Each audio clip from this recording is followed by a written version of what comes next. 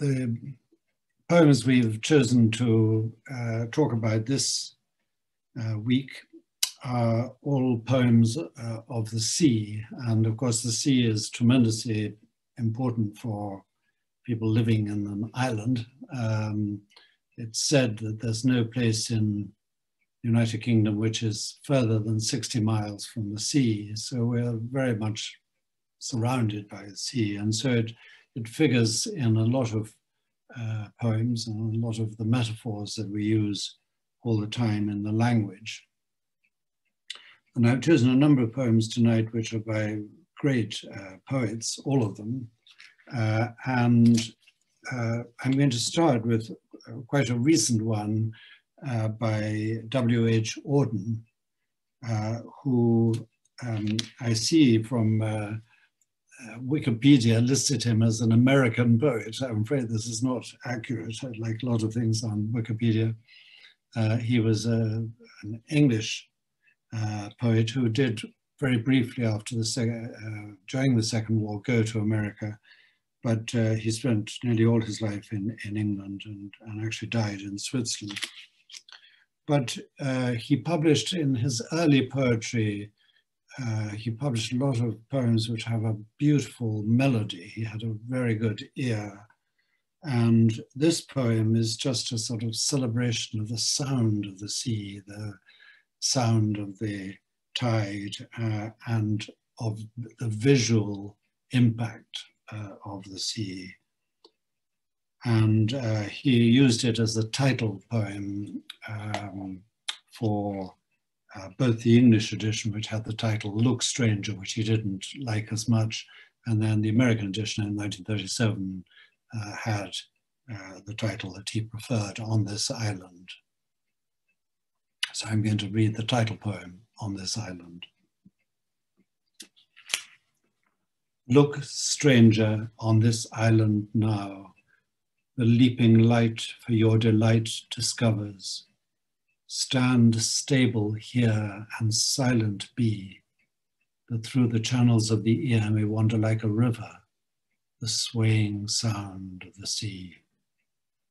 Here, at a small field's ending, pause, where the chalk wall falls to the foam and its tall ledges oppose the pluck and knock of the tide, and the shingles scrambles after the sucking surf, and a gull lodges a moment on its sheer side. Far off, like floating seeds, the ships diverge on urgent voluntary errands, and this full view indeed may enter and move in memory. There's now these clouds too that pass the harbour mirror, and all the summer through the water saunter.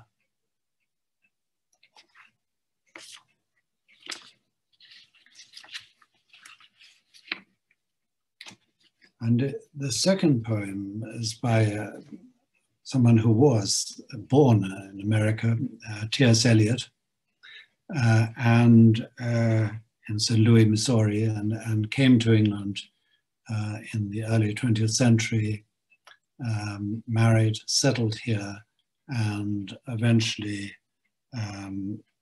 took British citizenship after becoming a member of the Anglican Church. And during the Second War, he wrote 3 of the 4 quartets, as they became entitled. And the third one is actually based on the seascape of his childhood, of Cape Ann, Massachusetts. And it's based on the rocks, which were off the coast. Presumably originally had a French name, Les Trois Sauvages, and that was gradually corrupted and they became called, in English, the Dry Salvages. And it's a wonderful tribute to the sea and the power of the sea, and some of it is about rivers, but I'm just going to read the end of the first part and the beginning of the second part, which is very much about the sea. And I think you have to know that the poem was first handed over as a draft right at the beginning of January 1941, so in a very dark time of the war. And I think that's sort of reflected in some of the imagery here, but some of it is just pure moving nostalgia. The Dry Salvages. The river is within us. The sea is all about us. The sea is the land's edge also, the granite into which it reaches, the beaches where it tosses its hints of earlier and other creation, the starfish, the horseshoe crab, the whale's backbone, the pools where it offers to our curiosity the more delicate algae and the sea anemone. It tosses up our losses, the torn seine, the shattered lobster pot, the broken oar, and the gear of foreign dead men. The sea has many voices, many gods, and many voices. The salt is on the briar rose, the fog is in the fir trees. The sea howl and the sea yelp are different voices, often together heard. The whine in the rigging, the menace and caress of wave that breaks on water, the distant rote in the granite teeth, and the wailing warning from the approaching headland are all sea voices. And the heaving groaner rounded homewards, and the seagull.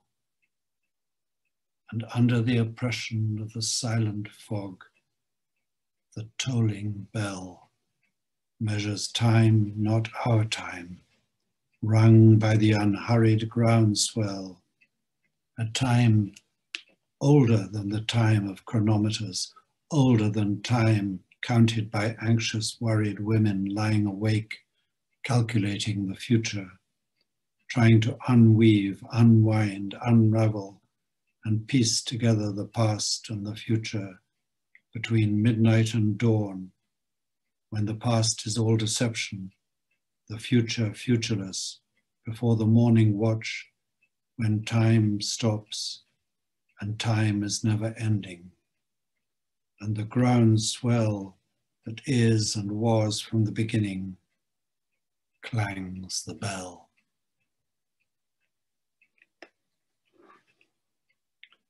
Where is there an end of it, the soundless wailing, the silent withering of autumn flowers dropping their petals and remaining motionless? Where is there an end to the drifting wreckage, the prayer of the bone on the beach, the unprayable prayer at the calamitous annunciation? There is no end but addition, the trailing consequence of further days and hours, while emotion takes to itself the emotionless years of living among the breakage of what was believed in as the most reliable and therefore the fittest for renunciation. There is the final addition, the failing pride or resentment at failing powers, the unattached devotion which might pass for devotionless in a drifting boat with a slow leakage, the silent listening to the undeniable clamor of the bell of the last annunciation. Where is the end of them? The fisherman sailing into the wind's tail where the fog cowers. We cannot think of a time that is oceanless, or of an ocean not littered with wastage, or of a future that is not liable like the past to have no destination. We have to think of them as forever bailing, setting and hauling, while the northeast lowers over shallow banks, unchanging and erosionless, or drawing their money, drying sails at dockage, not as making a trip that will be unpayable for a hall that will not bear examination. There is no end of it, the voiceless wailing. No end to the withering of withered flowers, to the movement of pain that is painless and motionless, to the drift of the sea and the drifting wreckage, the bone's prayer to death its God. Only the hardly bearable, barely prayable prayer of the one Annunciation.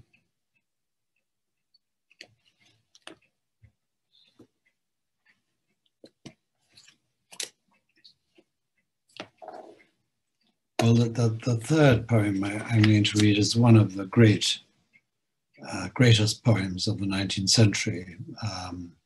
Was written by Matthew Arnold, who lived through a very large part of the century,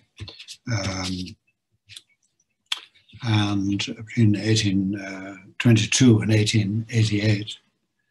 And sometime around 1849 to 1851, there's a dispute about it, he wrote this poem, Dover Beach. And for many people, it sums up what was happening in the 19th century. There was a tremendous debate about the loss of faith. Various scholars had undermined belief in the authenticity or historicity of the Bible.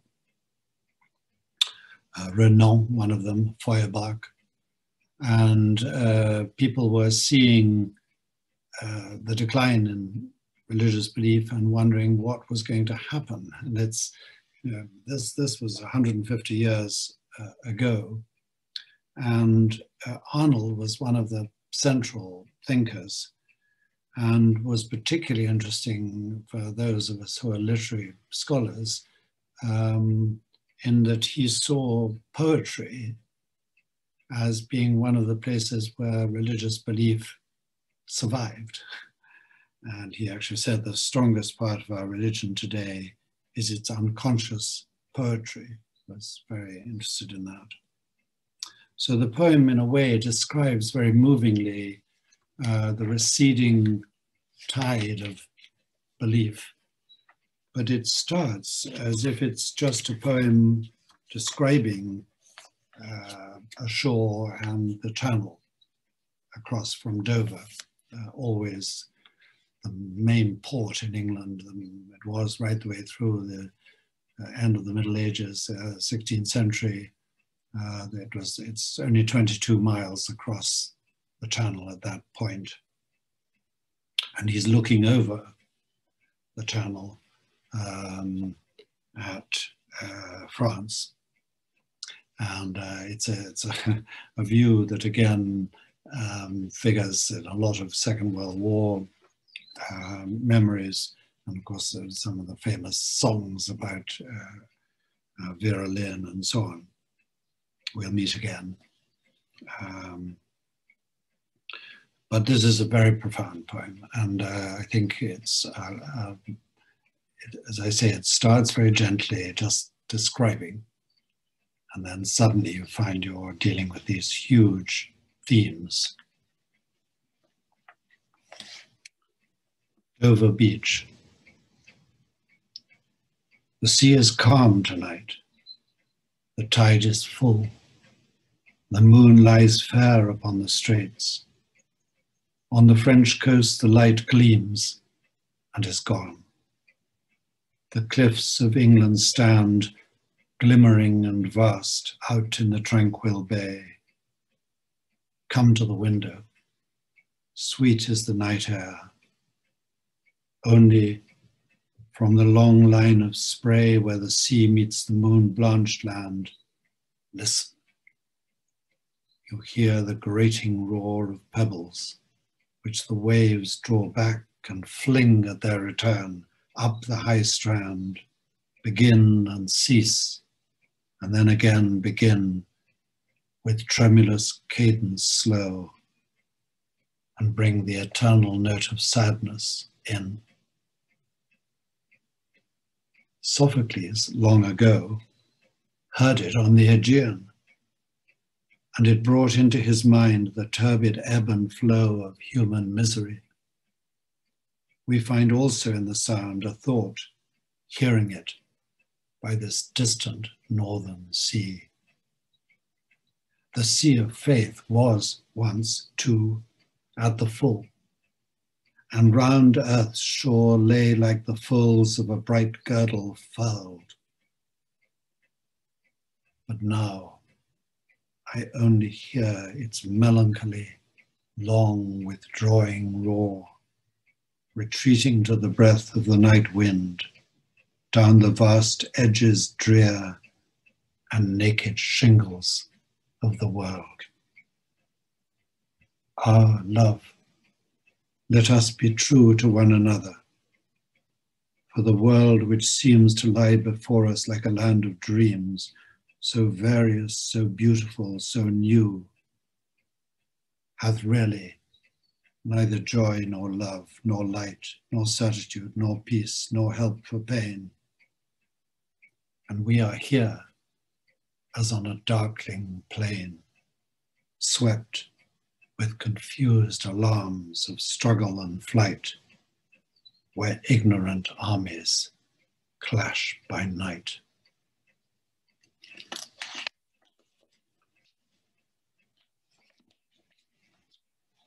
I think it's just a magnificent poem, and the way it moves from this very pictorial poem to something very, very profound, and people have taken it very much as Arnold meant it. I'm going to read, just to finish off, a brief poem by Tennyson, another of the great English poets of the 19th century. And this is a poem expressing his grief. And Tennyson, again, is another of these poets who seem to have a sort of impeccable ear. He just wrote melodious lyrical verse. And this has been set to music. Break, break, break on thy cold grey stones, O sea, and I would that my tongue could utter the thoughts that arise in me. O well for the fisherman's boy that he shouts with his sister at play. O well for the sailor lad that he sings in his boat on the bay. And the stately ships go on to their haven under the hill. But oh, for the touch of a vanished hand, and the sound of a voice that is still. Break, break, break, at the foot of thy crags, O sea, but the tender grace of a day that is dead will never come back to me.